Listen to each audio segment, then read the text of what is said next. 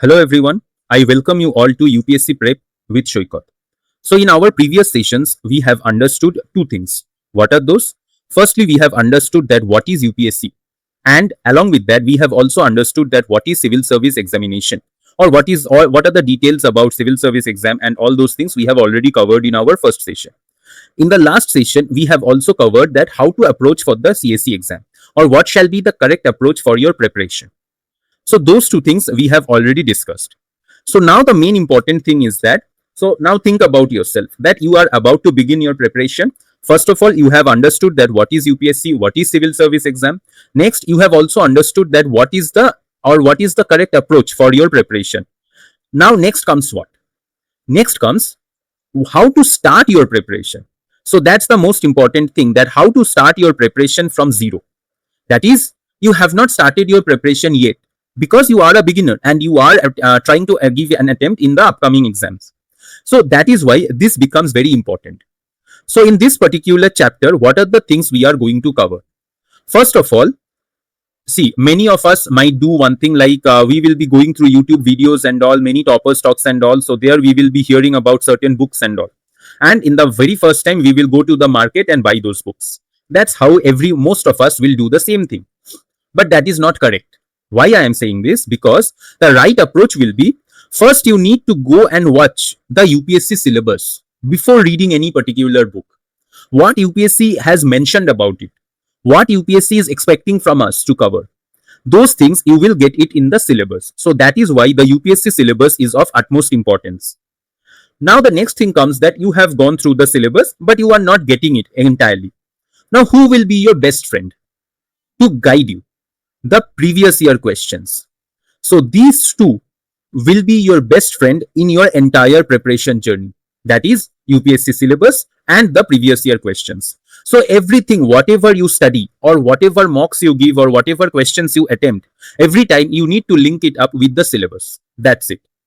Next, we will try to find it out that what shall be the correct approach for 2027 aspirants. Now today is 22nd of June 2026. And our next prelims is on 23rd of May 2027. So we don't have much time before our next prelims. It's less than 1 year. So you cannot be relaxed and study lethargically. No, you need to gear up and then you need to act properly. So what shall be the approach for 2027 aspirants, that we will discuss. Next, many of you might be thinking of giving your first attempt in 2028. You are in your final year college or you are in the second year of your college and you are thinking of giving 2028 as your first attempt. So in that scenario, what shall be the approach, that also we will discuss. Next, and the most important thing in this today's session is the step-by-step preparation process. Like what you need to read first, after that what you need to read, and all those things we will be going through in a step-by-step manner. And the most important thing in today's session is the common mistakes made by beginners. See, as a beginner, whenever we start our preparation, we have many things in our mind. Like we have many questions, we have many doubts. And in those cases, we might go directionless. So we might be doing multiple mistakes and all. So we will discuss that what are the common mistakes as a beginner we can make. Next is the roadmap for 2027 aspirants. Now see, as I mentioned that 2027 prelims is not too far away. It's less than 1 year. So in that scenario, what shall be our approach towards our preparation? That also we will see. And finally, we'll end the video. We'll end this particular session. After that means we will end this session with all the key takeaways from this today's session. That's it. So let's begin. So first of all, let's try to understand the UPSC syllabus and the importance of it. See, I have taken an example from the polity syllabus. Now, if you have ever went through the UPSC syllabus, you will see that in the prelims, in our prelims exam, from polity, what is mentioned from polity portion? It is mentioned as that Indian polity and governance. So Indian polity and governance that they have mentioned. So what are the things that they have mentioned that they will be covering over here? Now they will be covering constitution, political system, Panchayati Raj, public policy. So what are the things that they will be covering? Now public policy, rights, issues, and the most important thing. What is that? Now most important thing is etc. Now what do you mean by etc.? Etc. means what? Etc. means everything in the universe. Because see, in our prelim syllabus, they have not mentioned it clearly that what exactly we need to study. They have only mentioned that we need to study the constitution, we need to study the political system, we need to study about Panchayati Raj, we need to study about public policy, rights, issues, and etc. So, constitution, does it mean that we need to read or we need to know each and every part of the constitution? Does it mean that? It's mentioned about political system. Does it mean that we need to read each and every part mentioned in the political system? Same goes for Panchayati Raj, public policy, rights, issues, and etc. Etc. means, does it means that we need to cover everything whichever is related to polity in this universe? No. How can we say that? That is why our prelim syllabus is very much vague. Now, in order to prepare ourselves in a better manner, we need to check we need to go through our mains syllabus. Now, see, in mains syllabus, now in polity comes under general studies paper 2. In this particular syllabus or paper, we are having governance, constitution, polity, social justice, and international relations. These 5 parts we are having. But they have mentioned the subtopics as well, which is not mentioned in our prelim syllabus. Say, for example, there is, if you have went through the mains syllabus as well, there is one topic which is mentioned like, what is that? Comparison of the Indian constitutional scheme with that of other countries. This is one particular syllabus that is mentioned, or one topic which is mentioned, one subtopic rather, which is mentioned in our mains syllabus. What is that? Now we need to compare our Indian constitutional schemes with that of other countries.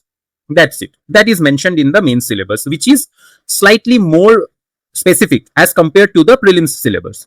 So they have mentioned that we need to compare the Indian constitution with that of other countries. That is what. But now here the most important question comes, that they have mentioned about other countries. Does it mean that we need to go and read each and every other country's constitution and then we need to go and compare that with Indian constitution? Then we are gone. Then we cannot complete our syllabus only in 1 year or 2 years. Then it will be a 5 years exam for us. But how will we know that which particular countries they are specifying over here? Or rather, which countries we need to study and then we need to compare the Indian constitution with those countries. Here comes the importance of our previous year questions, understanding the previous year questions. So here comes the importance of what? Previous year questions. Now, how come? How come? Or how previous year questions is helpful in this scenario? Say, for example, let's take that same example, that whatever syllabus that we have considered, that comparison of Indian constitutional scheme with that of other countries. Now, how many questions came from this particular topic over the last 13 years? So I have mentioned about all the questions that came from 2013 till 2025 onwards. And how many questions came? We could see that there are total 8 questions that came. Now let's see each and every question. First question, what they have mentioned is, compare and contrast the president's power, okay, to pardon in India and in the USA. So from here we can get an idea that, okay, so we need to understand about Indian constitution and compare it with USA constitution of what? President's power to pardon. So that means this is one particular topic which we need to prepare about. Now next comes the second question, which came in 2024. Discuss India as a secular state and compare it with the secular principles of the US constitution. Now see, again India and US. So that means India-US relationship. What are the things that we need to prepare about? We need to see the secular principles. We need to go through the president's power to pardon. That means one country with whom India's constitution needs to be compared is with US. Now see the next country. The one question came in 2023. What is that? Now compare and contrast the British and Indian approaches to parliamentary sovereignty.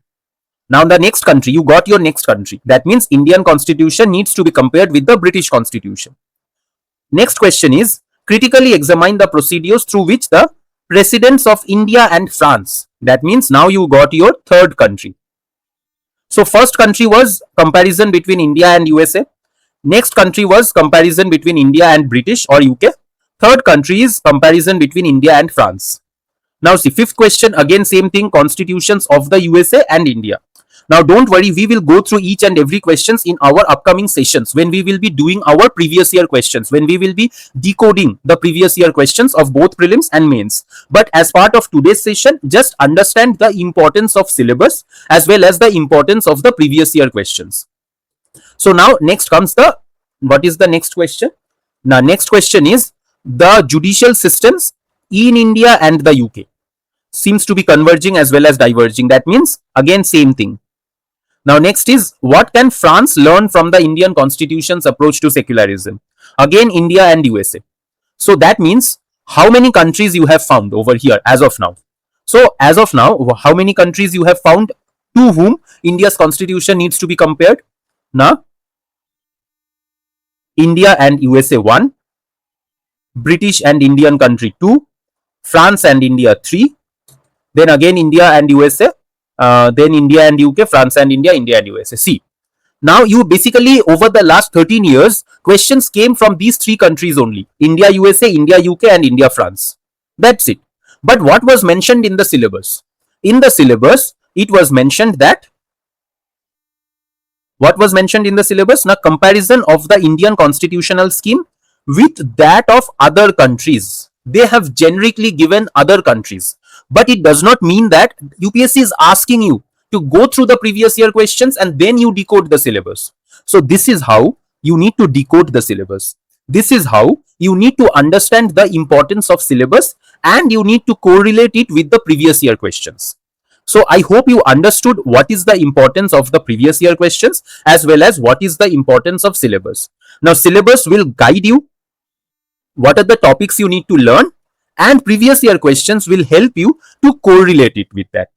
So in your preparation journey, don't go beyond these two things. So that is why at the very beginning I mentioned that these two things, syllabus and previous year questions, will be our best friend during our entire preparation journey. Now next comes to the next part of the topic, that what shall be the approach for 2027 aspirants. Now see, as I mentioned that we don't have much time left for 2027 aspirants or those who are planning to give their first attempt in 2027. So how shall or what shall be the approach that you need to follow? Now it's of no saying that you need to give importance to the syllabus and the PYQs first. It's of no saying, okay, you need to give. So that means you need to understand the syllabus and the PYQs, and then only you need to start your preparation.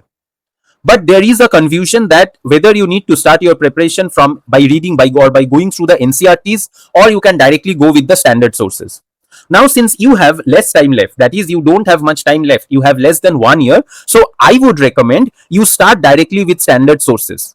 Say for example, for polity you go through Lakshmikant. For history you go through modern history you go through Spectrum.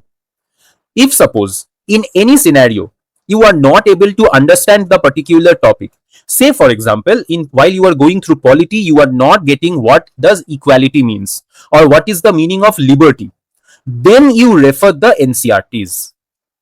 Then only you should refer NCRTs. Otherwise, no need to refer NCRTs. But yeah, just a disclaimer, for geography, you need to refer NCRT class 11 and 12. That's it. Multiple questions in prelims will come from those two books. So that's why you need to go through the NCRTs for geography. But for the other subjects, I would recommend go through the syllabus first and the PYQs. Then you go through the standard sources. If you are not getting any particular topic, then only you go and read it from the NCRT. But the most important thing, don't delay your optional preparation. This will be your gateway to your interview. Optional, how well you score in your optional, that will help you in your final rank. So this will be your phase 1 of your preparation, where you will be building the foundation. How you will be building the foundation in this case? Now you will be going through the syllabus and the PYQs.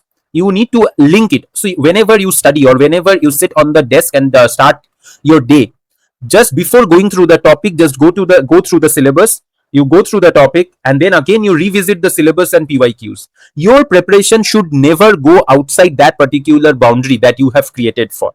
So what is the boundary? Now this is the boundary that you have created for, where based on what you have created this boundary, now this boundary is based on the syllabus and the PYQs. So in this way you will build your foundation. How? Again, see, first you go through the syllabus and the PYQs. Then, since you don't have much time, directly start with the standard sources. If you are feeling, if you are not getting something from the standard sources, then only you revisit the NCRTs and go through the topic from NCRT. But while you are doing all these things, you should do your optional as well in parallel. You cannot ignore your optional. You need to complete your optional as soon as possible. So this was your phase 1 where you are building the foundation. Now comes the phase 2 of your preparation. See, all the UPSC is a marathon. You cannot go with the similar approach in every phases. Now phase 2, you need to build your skills. What do you mean by that?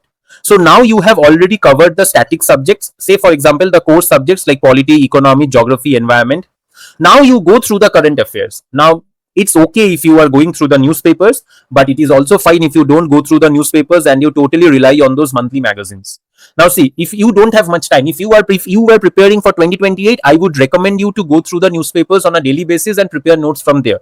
But since you will be appearing for 2027, you don't have much time left. So in that scenario, why to waste your time over there investing in current affairs, preparing notes from the newspapers? But it does not mean that you will not go through the newspaper. You can go through the editorials, you can go through the newspaper, but no need to prepare notes from there. You can totally rely on any of the magazines, monthly magazines, which is available in the market. So once you are done with the static topics, then you integrate those topics or integrate those in the with the current affairs.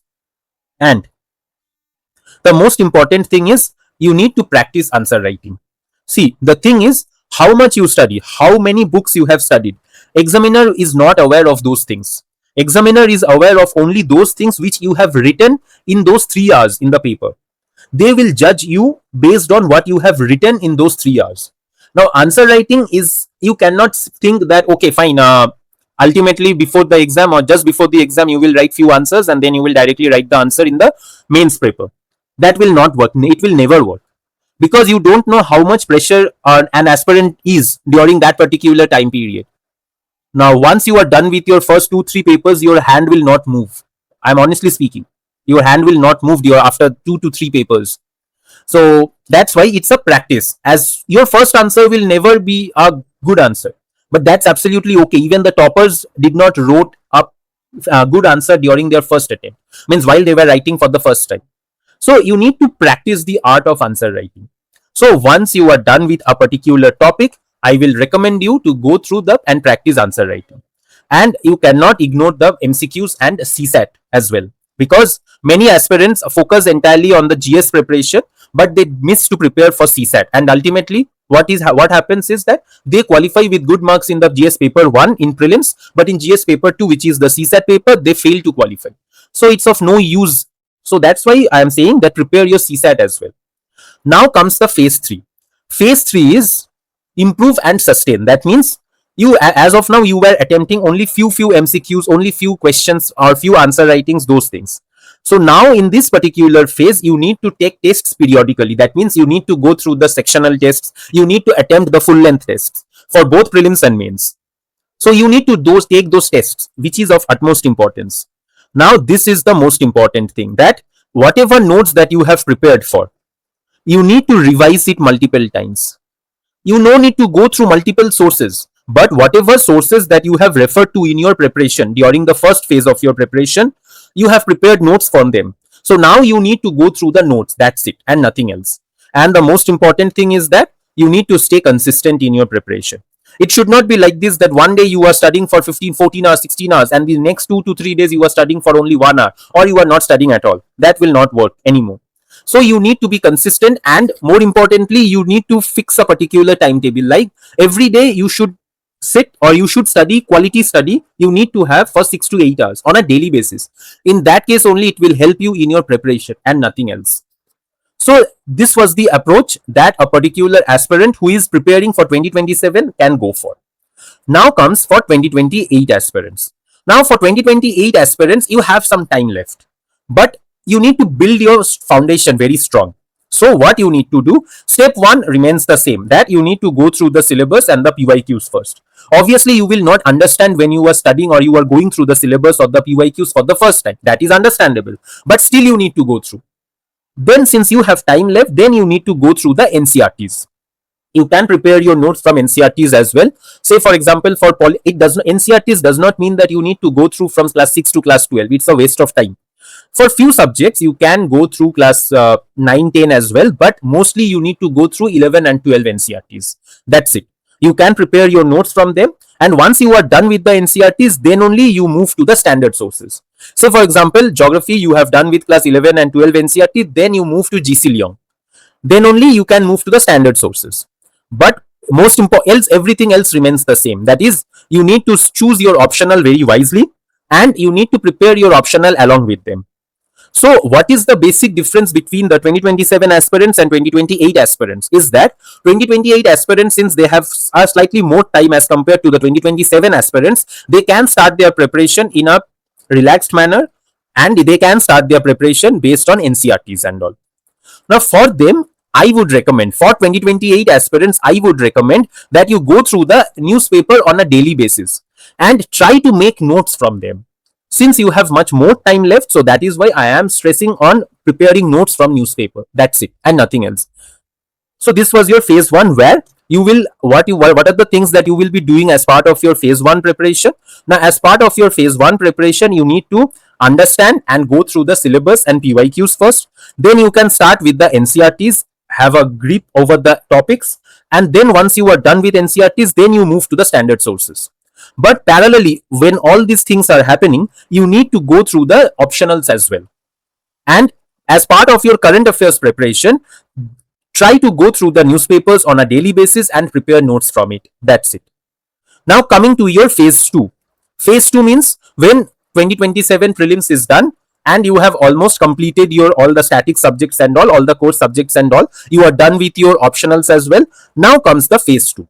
Phase 2 is again do the same thing. Integrate current affairs with static subjects. Practice answer writing. So now you, since you have much more time left for 2028, then just practice answer writing. See, I know you cannot write answers at the very beginning. So I would give a suggestion, like whenever you are going through the NCRTs, at the end of the NCRT, there are a few questions. Try those questions. Or else, when you are reading or when you are going through the newspapers, editorials, try to summarize them on your own words, like what you have understood from the editorials. Try to summarize them. Then only you will get that particular habit of writing answers, which will ultimately help you in writing a proper answer, proper 20 marks answer or proper 15 marks answer. And then again, same thing, practice MCQs and CSAT, take tests and analyze. So phase 3 remains the same, that you need to revise multiple times, take tests periodically, and stay consistent and all. So this is the approach that 2028 aspirants can take. Now the most important thing is that what shall be the ideal approach? That is, what shall be the step-by-step preparation approach that you can follow? Now this is applicable for both 2027 aspirants as well as 2028 aspirants as well. So first and foremost important step is take and go through the syllabus. Suppose for example you want to start with your preparation with polity. Just go through the syllabus once. I know you will not understand. Now, polity does not mean that you will go through the entire syllabus. No, just go through the entire syllabus on a high level, then again come back. Suppose, for example, you will start with the constitution, basics of constitution. So, just go through the syllabus, that what is mentioned on that particular topic. You have understood, obviously you will not understand that what is mentioned in the syllabus. In order to help with that, in order to help you with the understanding, go through the PYQs.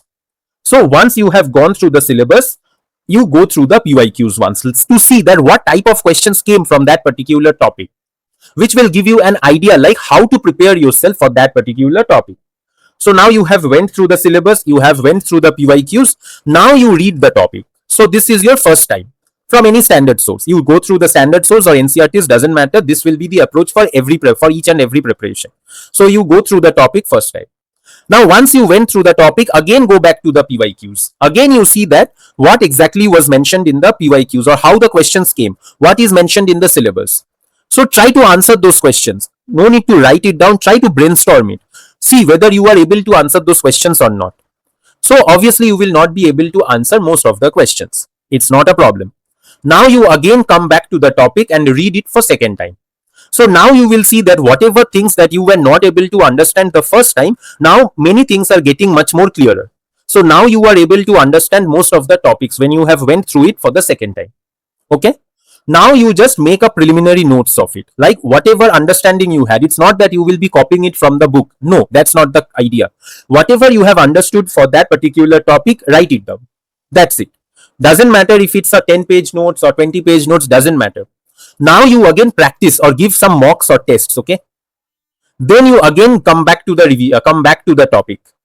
So in this particular stage, you will not go through the standard sources, but instead of that, you will go through your notes now. Whatever notes that you have prepared, you will go through your notes.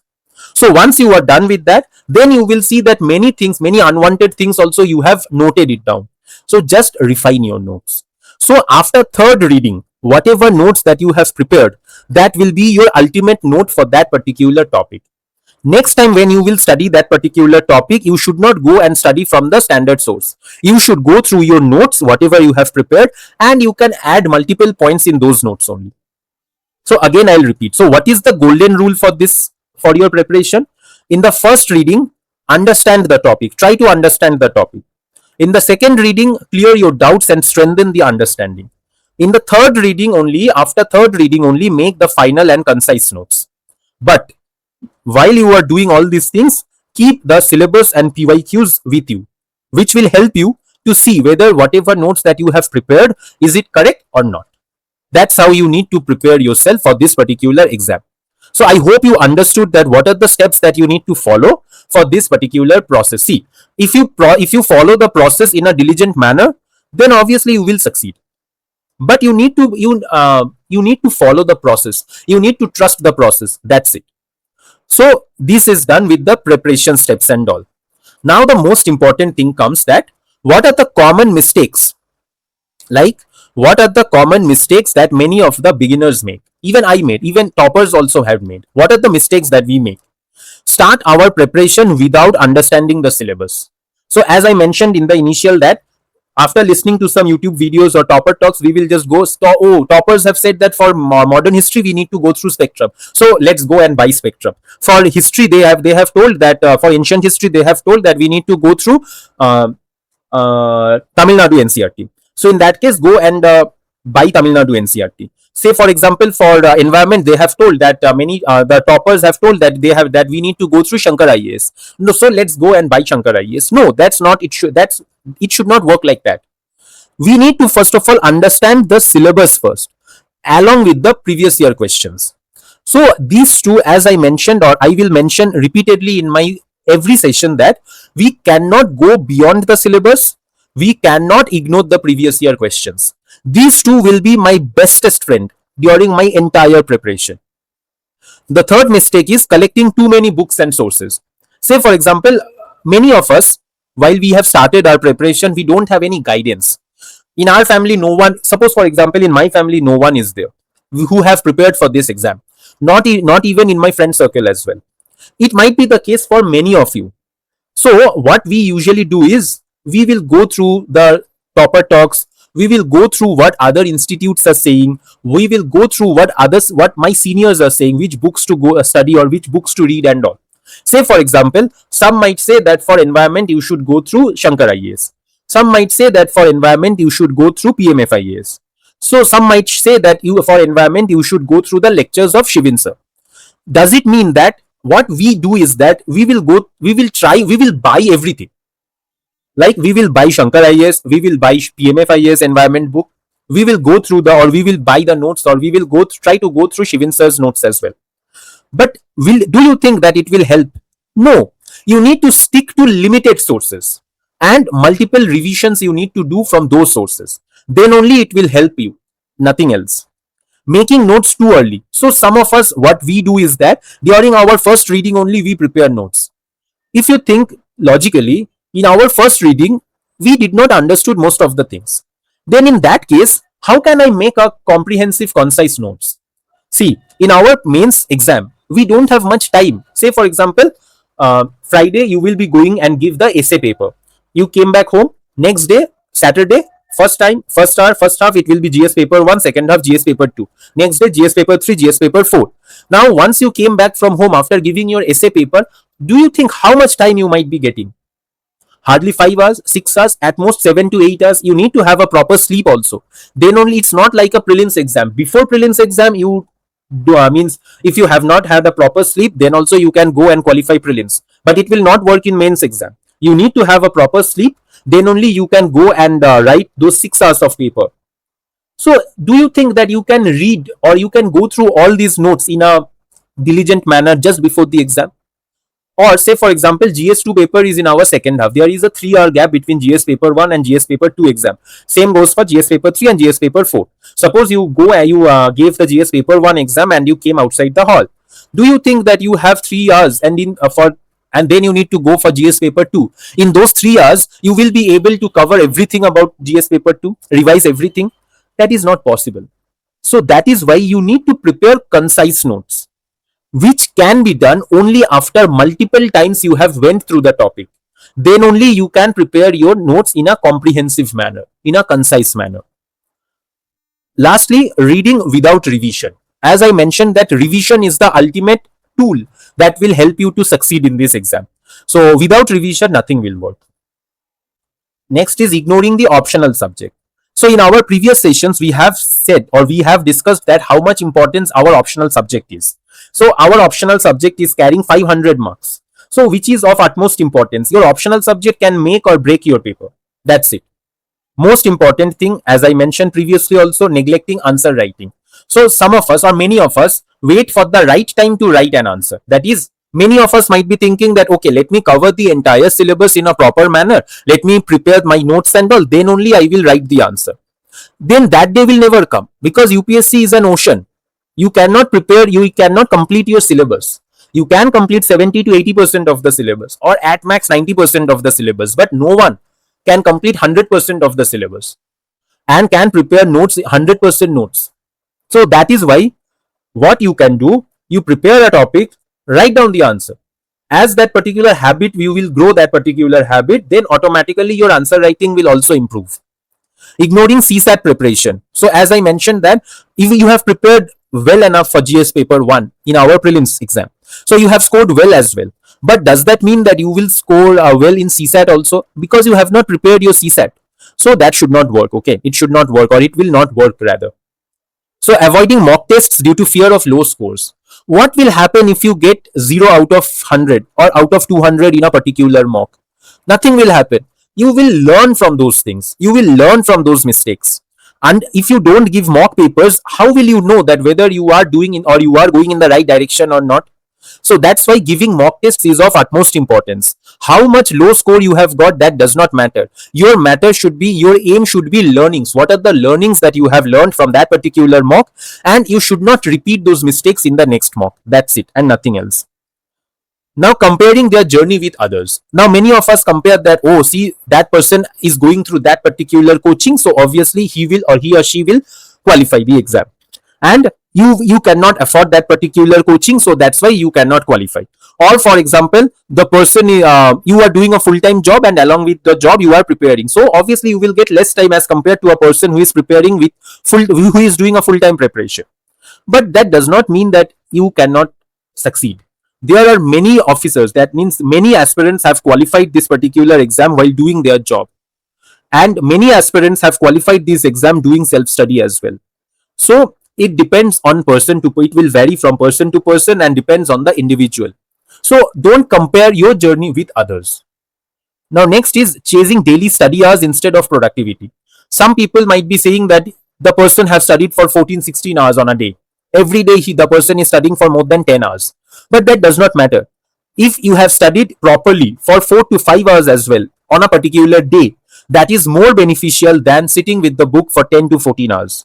So study hard, but not in a manner that will not be helpful for you. Now, lack of consistency. So as I mentioned previously as well, that it should not be like this, that for one day you are studying for 10 hours, 12 hours, and for the remaining week you have not studied properly. It should be a consistent time. It should be like 4 to 5 hours or 6 hours max on a daily basis. That's it, and nothing else. So these are the few of the common mistakes that people often makes as a beginner, which we should not do. Now, since we are discussing about 2027 paper, so what should be the ideal roadmap for 2027 aspirants? Now see, today is 22nd of June 2026. Say for example, it's almost end of June. So if you are starting your preparation from July, so what should be your goal from July to December 2026? Now your primary focus will be to cover your optional as well as the core GS subjects. Now core GS subjects means you should be covering polity, economy, geography, history, environment. These are the core GS subjects which you need to cover along with the optional. So by 31st of by 31st of December 2026, you should be covering your optional. You should be covering all the GS subjects. Not only covering, you need to complete the PYQs as well. And also you need to integrate your current affairs. And most importantly, you need to prepare a concise notes for the same. So what should be your goal till December 2026?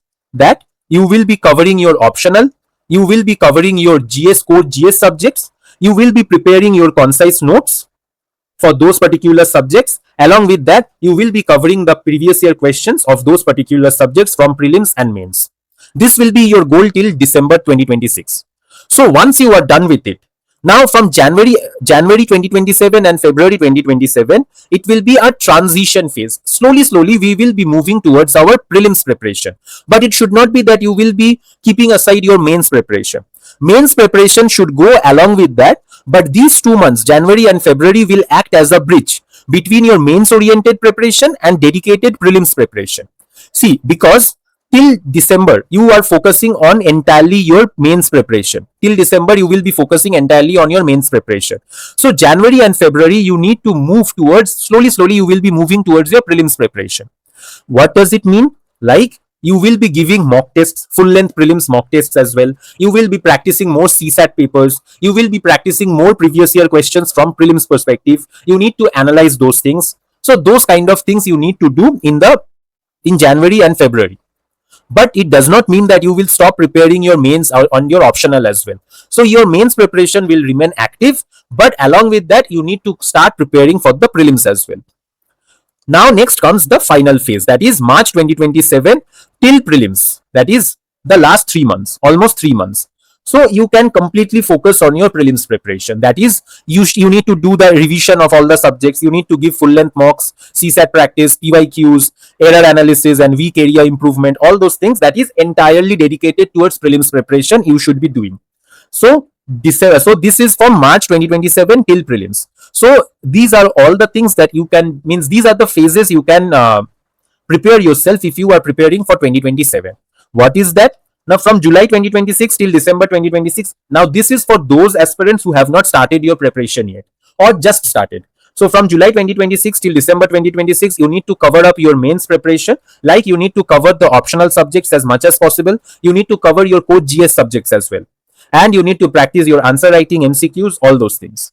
Now from January and February, it will be a transition phase between your mains oriented preparation to a dedicated prelims preparation, where you will be dealing with full length mock tests, dealing with more previous year questions, analyzing and trying to learn the elimination techniques and all. And parallelly, you will be learning or practicing more CSAT related questions. From March till your prelims, it will be entirely dedicated towards your prelims preparation, where you will be dealing with the full length mocks. Entirely, it will be a prelims preparation. So this was all about today's sessions. So what are the key takeaways from today's session? That you need to understand the syllabus before you start your preparation. You need to analyze the PYQs to understand what UPSC is exactly expecting from us. Thirdly, we need to follow limited standard sources and revise them multiple times instead of going after multiple sources. Next is, we need to start our optional preparation early, because optional is carrying 500 marks, which is of utmost importance. Next is, we need to practice our answer writing, MCQs and CSAT on a regular basis. We should not be running away from those. We need to take tests and learn from our mistakes. It does not matter how much you got in those particular tests, but learning from your mistakes is the only expectation from you. And most importantly, you need to focus on revision, consistency and discipline. So I hope you understood what is how you can start your preparation from zero for 2027 aspirants as well as for 2028 aspirants as well. So this was all about today's session. In the next session, now since we have already understood that what is UPSC, what is CSE, how to approach for this particular exam, or how to start your preparation from scratch. So now we will be going slowly to decode the syllabus.